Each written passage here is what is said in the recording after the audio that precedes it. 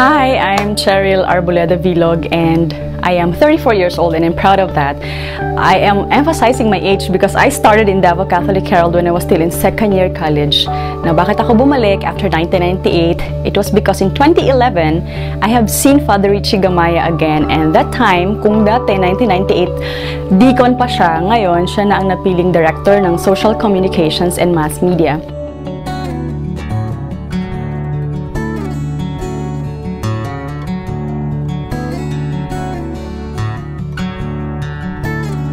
So when he told me to help him open DXGN-FM, I really accepted it without hesitation because I've been with DXGN-FM for 6 years, mga 1998 to 2004, but actually may mga years pa na bumabalik-balik ako as consultant.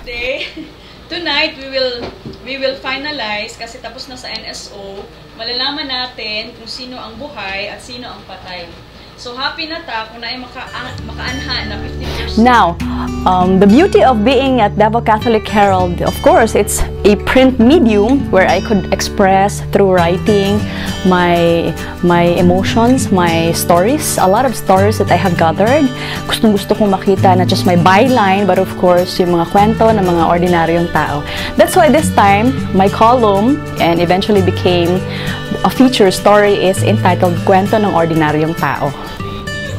As in the Davao Catholic Herald as a whole, I started as a volunteer. Naku, marami akong mga hindi malilimutang sandali kung saan ako ay naging masaya, naging malungkot at masyadong naging malungkot.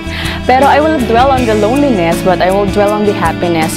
One is, I get to know a lot of people, I get to know the clergy, I get to know the system, the hierarchy of the Catholic Church.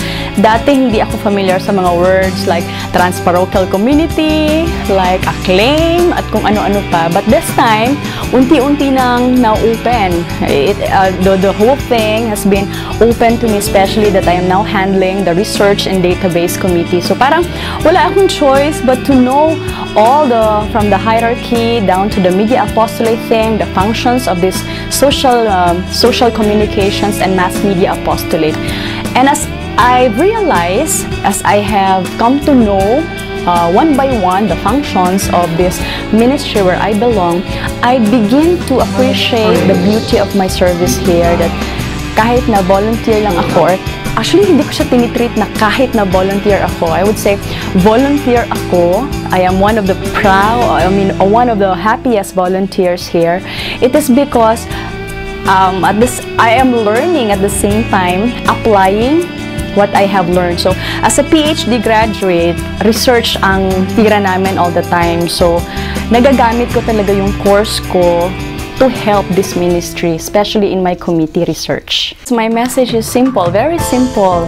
Kung ano man yung mga existing ministries today, sana magpatuloy siya in the years to come. Kung ano yung mga nasimulan at pinaghirapan namin today, magpapatuloy siya.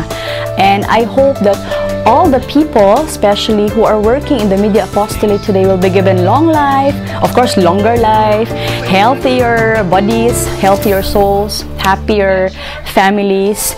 And ang masasabi ko naman, ang prayer ko lang, na sana ako ay magtagal pa dito, God willing, kung hanggang kailan. Sana kung ano yung plano namin, not until December only this year, but until the next years to come, ay may implement lahat. At mas marami pa sanang tao ang makakaalam kung ano ba talaga itong good news, kahalagahan ng Davao Catholic Herald at syempre ang ating media sa loob ng simbahan.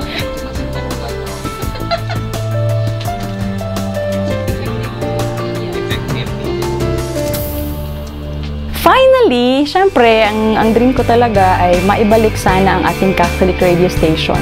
Kasi as what I have earlier said, na umuo ako kaagad when Father Richie told me to help him open the radio station.